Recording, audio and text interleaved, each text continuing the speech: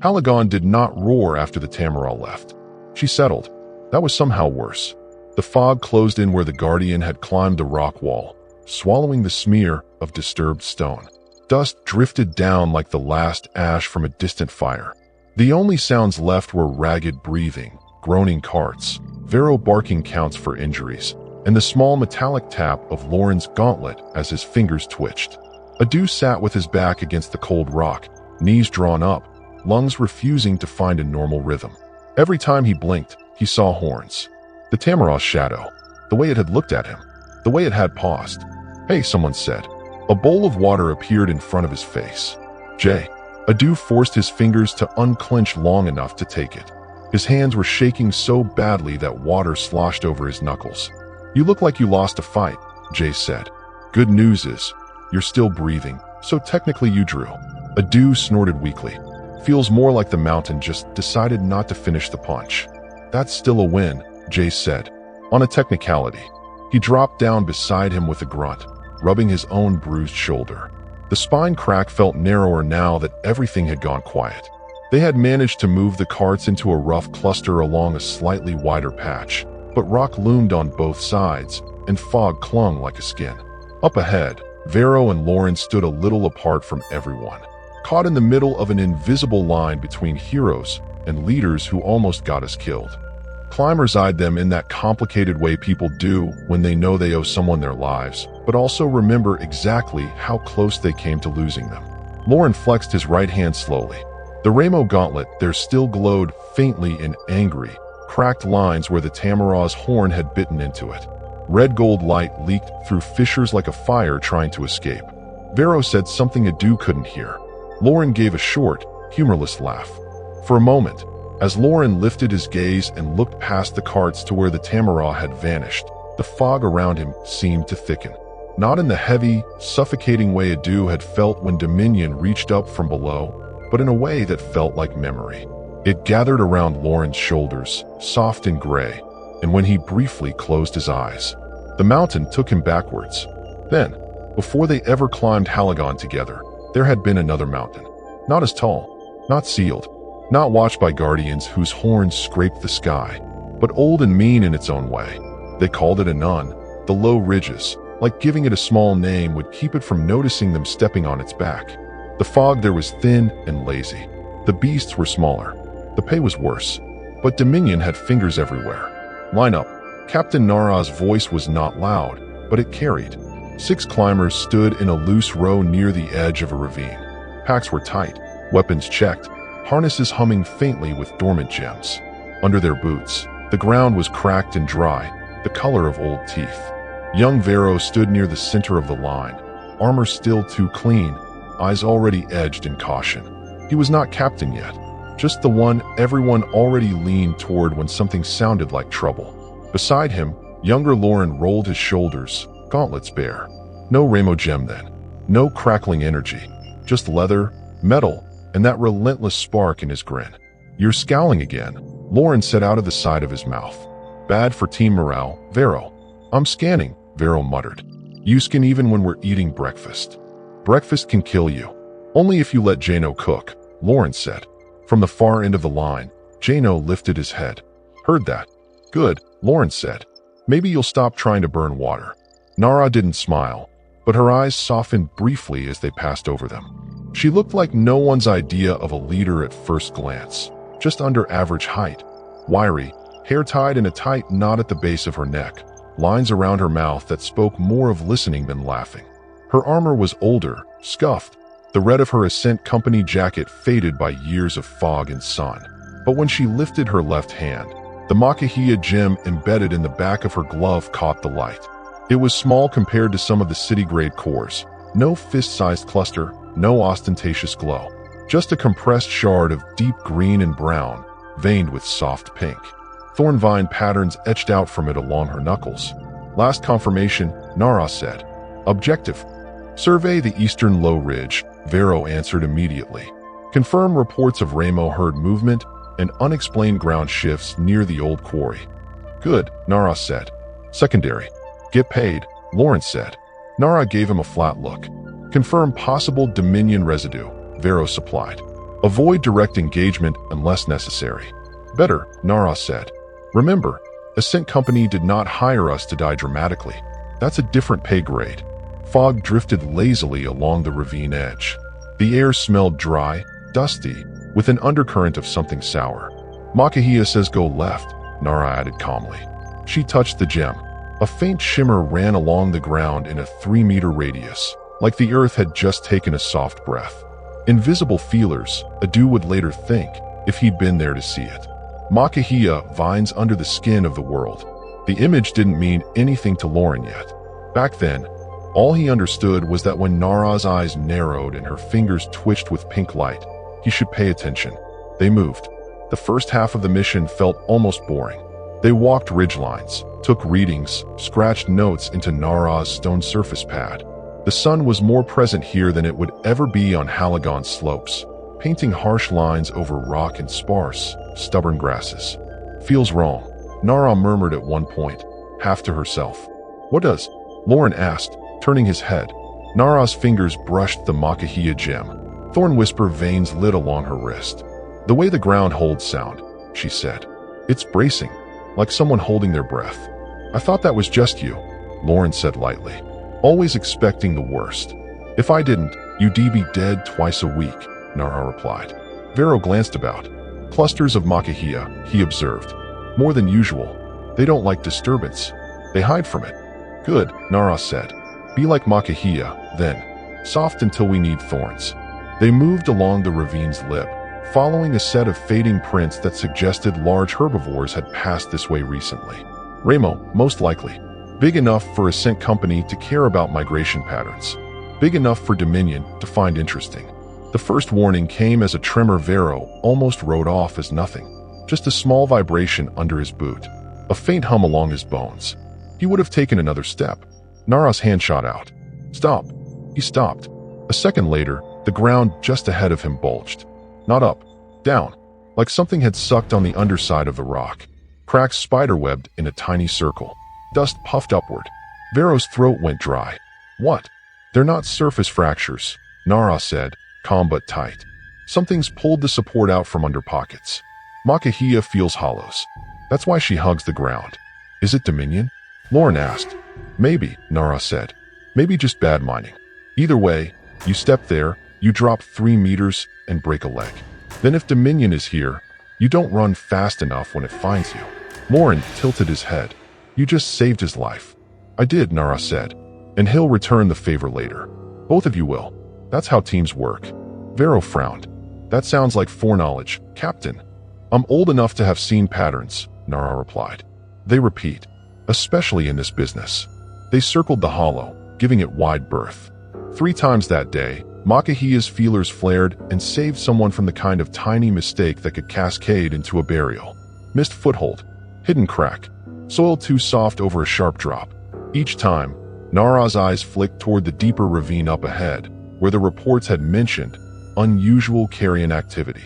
Makahia didn't like it there. They went anyway. That was how Ascent Company paid its climbers, to go where sensible people turned back. They smelled the ravine before they saw it. The air thickened with stench, rot, iron, something sour and wrong. Not just death. Death twisted, slowed, made to sit in its own juices. Lauren pressed a wrist to his nose. Gods. Smells like Jano tried to cook meat again. Do you ever stop talking? Jano muttered. Only when the air's this bad, Lauren said. My lungs are filing complaints. Quiet, Nara said. They reached the edge. The ravine dropped away sharply, a jagged wound in the earth, walls streaked with dried mud and stone. At the bottom sprawled the broken bodies of Ramo. Dozens. Some lay twisted as if they'd fallen from a height. Others were sprawled in awkward poses, legs buckled, necks at unnatural angles. Horns that should have been weapons were splintered, snapped, shoved through bodies in ways that made Vero's gut twist. Whole herd, Jano whispered. More, Nara said. Look at the walls. Scrape marks. They tried to climb out. Something kept pulling them down. There were dark stains on rock that were not just blood. Thick streaks of color that looked almost purple in the shadows. Lauren felt his skin crawl just looking at them. Explain this to me like I'm stupid, Lauren said quietly. Ramo don't just all decide to die in a ditch. Something panicked them, Vero said. They stampeded, fell, broke legs, crushed each other. And then something else made sure none of them got away, Nara finished. Look, she pointed. At first, Lauren saw nothing but the chaos of bodies. Then he noticed the pattern. Some of the carcasses had blackened gouges along their flanks. Long, curved, symmetrical, as if something with a massive jaw had bitten down, not to feed, but to mark. It's still here, Nara said softly. How do you know? Vero asked. It's too tidy, she answered. Dominion doesn't waste this much meat unless the toy is still in play. Lauren turned his head slightly. Toy. Nara's eyes were on the far end of the ravine, where the wall dipped slightly, where a dark hollow yawned in the stone, half covered in hanging roots. Corrupted beasts are toys, she said. The Dominion offspring doesn't walk topside himself. He pushes from below, puts his hands in animals, sees what happens. The Makahia gem pulsed softly on her glove. Be ready, she said. He's watching. It started as a small sound, a crackle, like branches rubbing together in wind. But there was no wind here. The ravine was too enclosed, the air too heavy. Then something moved in the hollow. It wasn't a slow reveal. No dramatic pause. One moment the dark was still. The next, it stepped out. The Ramo that emerged should have been dead. It bore the marks of every brutal thing that had happened in that pit. Horns chipped, one cracked halfway down. Plates of bone and muscle torn. One eye was a ruined mess of scar. The other burned. Not with normal life. Purple light seethed there, restless, angry. The same sick glow ran along the worst of its wounds, eating at the edges instead of healing them. The flesh did not knit. It warped. That, Nara said quietly, is a toy. The corrupted Ramo snorted. Its breath steamed black. Positions. Nara snapped. Makahia flared. Roots and thorn vines erupted from the ground around them in a low ring, like a shy plant half deciding to fold in, half deciding to stand. The THORNBRAC. Vero and Lauren moved without needing to be told. Vero already calculating angles and cover, Lauren already moving where the teeth might be. Jano and the others spread, weapons out. The corrupted Ramo charged the wall first, not them. It hit stone with its shoulder, leaving a smear of wrong-colored light. The impact made the whole ravine tremble. Why? Lauren started. It's angry at the world, Nara said. We're just part of it. Then it turned. Saw them. Snorted. Charged. Brace. Vero shouted. The THORNBRAC wall surged upward, thickening as Nara poured Makahia's power into it. Vines twisted, thorns extended, the very air smelling suddenly like crushed green and tiny, soft flowers. The Ramo hit the wall. The impact was like a hammer striking wet wood. The thorn barrier held for a second. Two. Then vines snapped. Thorns shattered. Makahia's green light flickered, struggling, more defensive reflex than raw power. The beast punched through. The shockwave threw Lauren backward. He hit the ground, rolled, came up swearing. Offense. Nara barked. We don't outlast him. We frustrate him.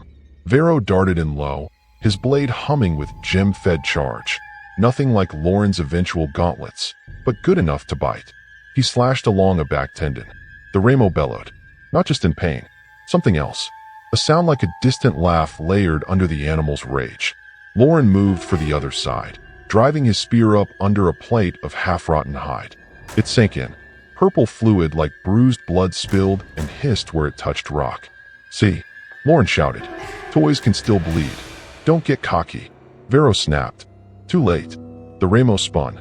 Its horn caught Lauren across the chest, not full on, but enough to fling him like a tossed sack. He hit the ravine wall with a crack that took his breath and most of his thoughts. Distantly, he heard Nara shout his name. He slid down the wall and saw nothing for a moment but white. When the world came back, it came back with pain. His ribs screamed with every inhale. Dust coated his tongue. He tried to push himself up, and his arm didn't cooperate the way he wanted it to. Sound filtered in. The Ramo's bellows. Cracking wood. Nara's voice, tight with effort. Shyfield. Left. He raised his head. The battlefield had shrunk. Jano was down, twisted in a way no human body liked to be. Two others lay crumpled near the broken THORNBRAC, one moving faintly, one not at all. Vero stood between the beast and the last open space, blade up, feet set. Nara moved like a storm with a quiet eye, Makahia flickering in short bursts now, not the wide spreads from earlier. Thorn whip vines lashed out, scoring bloody lines across the Raimo's muzzle when it lunged too close. It didn't care. It had seen too much, survived too much. Whatever rode inside its nerves didn't flinch at pain. Fall back, Vero shouted. We can't. And leave it. Nara shot back. Let it find a village? No. Her eyes flicked to where Lauren lay. They met. There was something like apology there. Stay down, she said softly. She thrust her hand toward the ground. Makahia screamed. From every crack and shallow pocket of soil in the ravine, vine and thorn erupted, not in a wall this time, but in a tangled net. They wrapped around the Raimo's legs, its neck, its flanks. Thorns dug in, driven by more power than Nara looked like she should be able to give. The beast staggered. For a heartbeat, it stopped. Nara's shoulders trembled. Pink light ran wild up her arm, into her chest, along the side of her neck. The Makahia gem blazed so bright that the thorn patterns on her glove seemed to be carved into her bones. Strike, she gasped. Vero did. He drove his blade up into the Raimo's belly, through one of the blackened wounds. It sank in deep, gem light flaring. Purple and red clashed and hissed. The Raimo screamed. So did something below them. Lauren felt it more than heard it.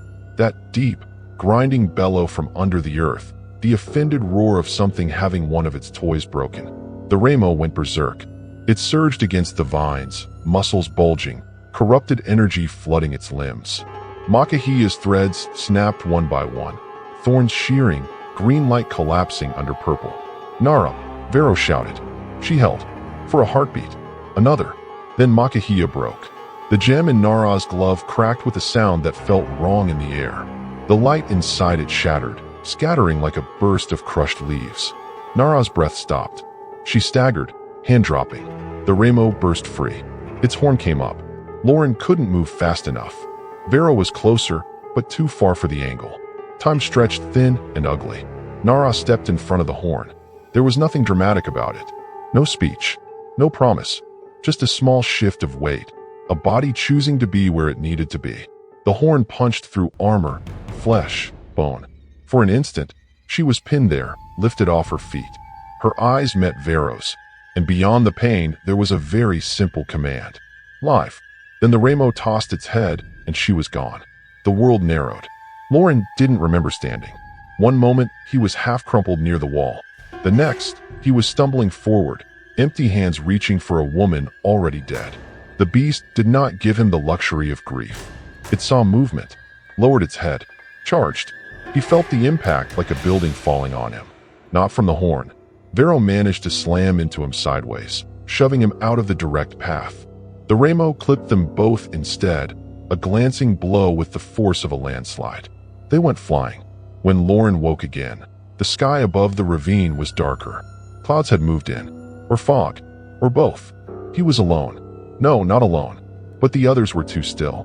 Bodies lay in broken arcs where they'd been flung. Nara's was nowhere to be seen, either thrown farther down the ravine or lost under the mass of bodies. The Raimo stood near the center, one eye a socket of purple flame, breath ragged. Vero leaned against a boulder, half standing more by will than strength. Blood soaked his jacket and dripped off his fingers. His blade was broken halfway down. He was still between the beast and the way out. Hey, Lauren croaked. Vero didn't look his way. His eyes were locked on the Raimo. Stay down, he said, voice shredded. You look worse than I do, Lauren said. Shut up, Vero replied. I'm working. The Raimo pawed the ground. What's the plan? Lauren asked. Vero laughed once, a sound with no humor. By time, he said, and hope something stupid happens. That's a terrible plan, Lauren said. You got one better? Vero asked. Lauren opened his mouth. The ground trembled. The Raimo charged. Vero moved like a man whose body had been turned into a list of complaints, but whose mind refused to read them. He stepped into the charge, not away, hurling the broken half of his blade like a spear. It sank into the ruined eye.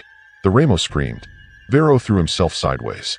The beast's shoulder clipped him, folding him around the impact, hurling him into the ravine wall with a sound that made Lauren's stomach turn. He didn't get up. Vero, Lauren whispered. He tried to stand. His legs agreed on the concept, but differed on implementation. He got halfway up, then dropped to one knee. The Ramo turned. Breath tore in Lauren's chest.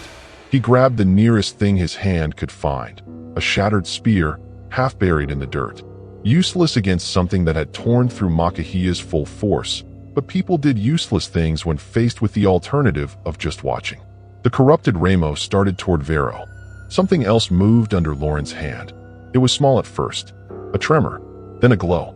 In the muck near the beast's front leg, where blood and purple light had pooled, something condensed. Not bone, not flesh, not stone, a core. It formed like ice in reverse, a bright shard crystallizing outward from a single point. Red gold at the center, ringed by sickly violet that darkened and flaked away as if ashamed to be there.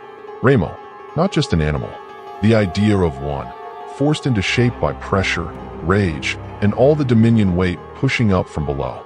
Lauren stared at it. Behind him, Vero tried to push himself up and failed. Don't, Vero wheezed, seeing where his eyes had gone. We don't know what. The Ramo's shadow fell over them both. Lauren moved. Later, he would never be sure if he chose, or if something in the mountain, in dominion, in himself, nudged his hand. His fingers closed around the core. Heat shot up his arm. Not warmth.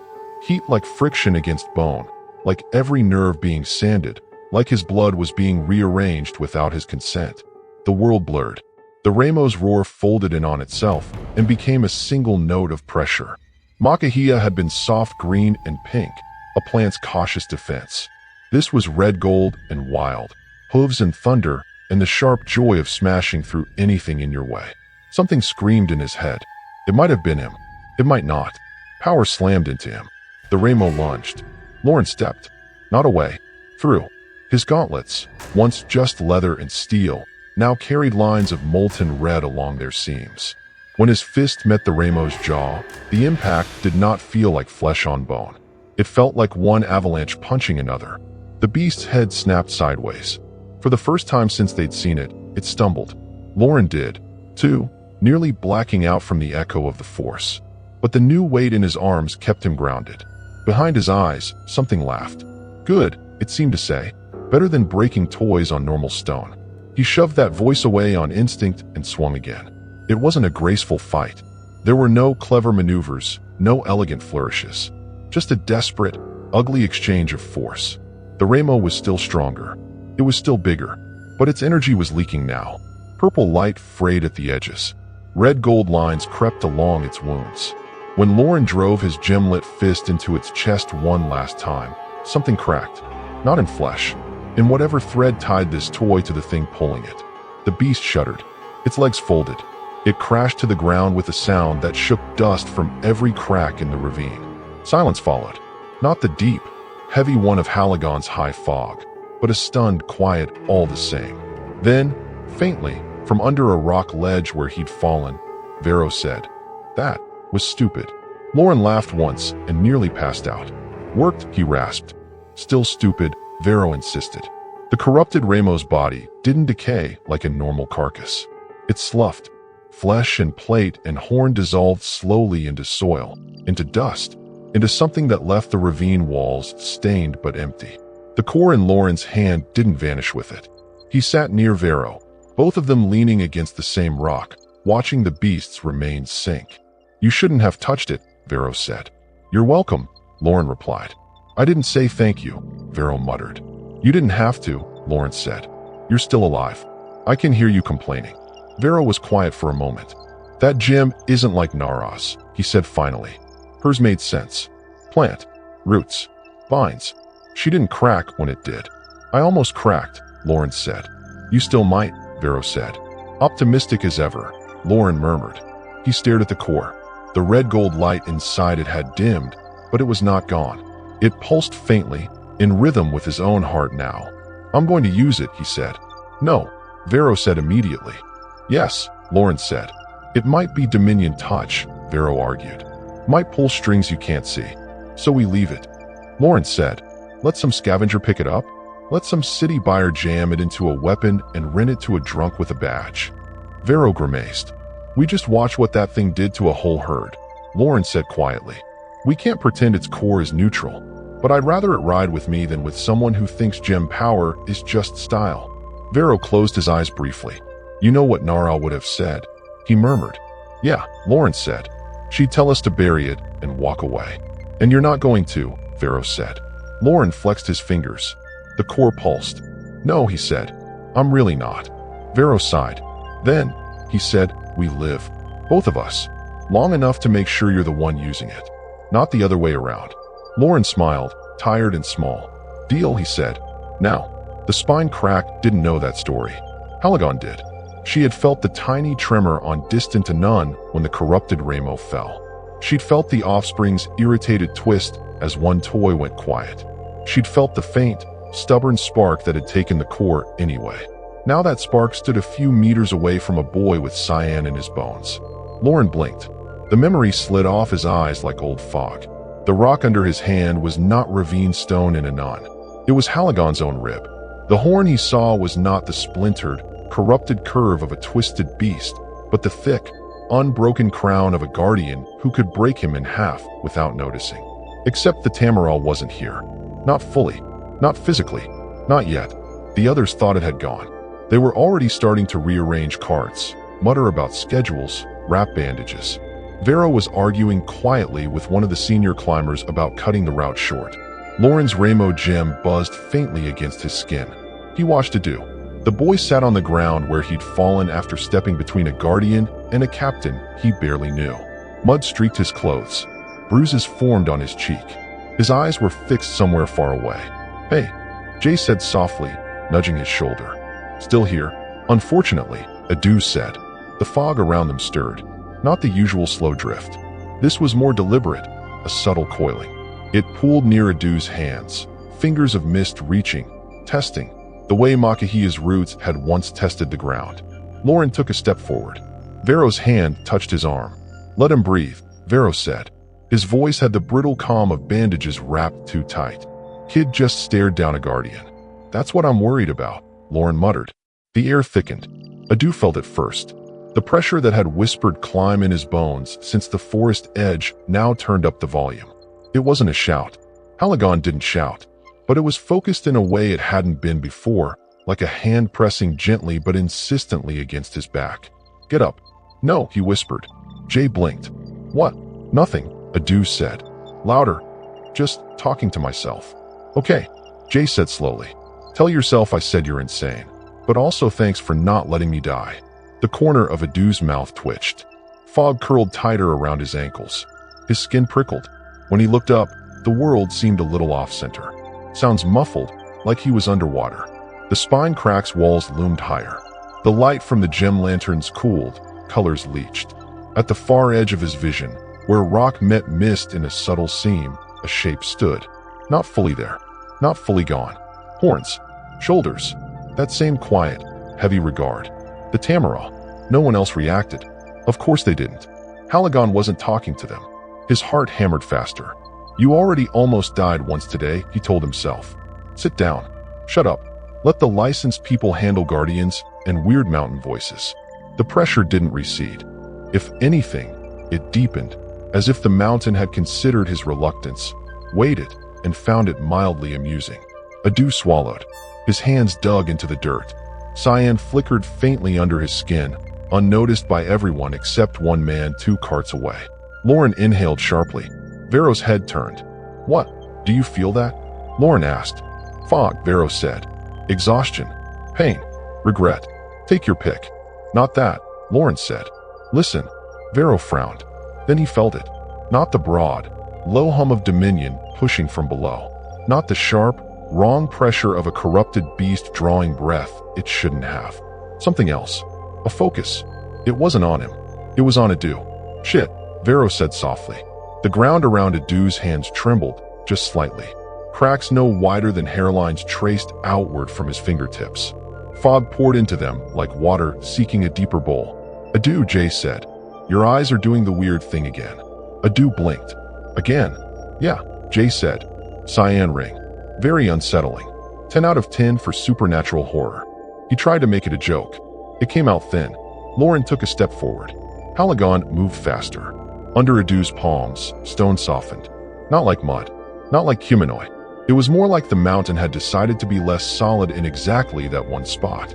The fog that had been curling lazily along the spine crack's floor suddenly rushed inward, spiraling toward his hands, his legs, his chest, wrapping him in coils of cold. Adieu. Jay grabbed his arm. His fingers passed through mist that felt thicker than it should. What are you doing? I don't. Adieu started. The word died in his throat. Something enormous and quiet looked at him from beneath the world. Not Dominion. That presence was there too. Always, like a slow grind against the underside of reality. But this was older in a different way. The sealed weight of Haligon's heart. You stepped between my horn and my toy, it seemed to say. You did not break. You did not lie still. You answered a little when I called.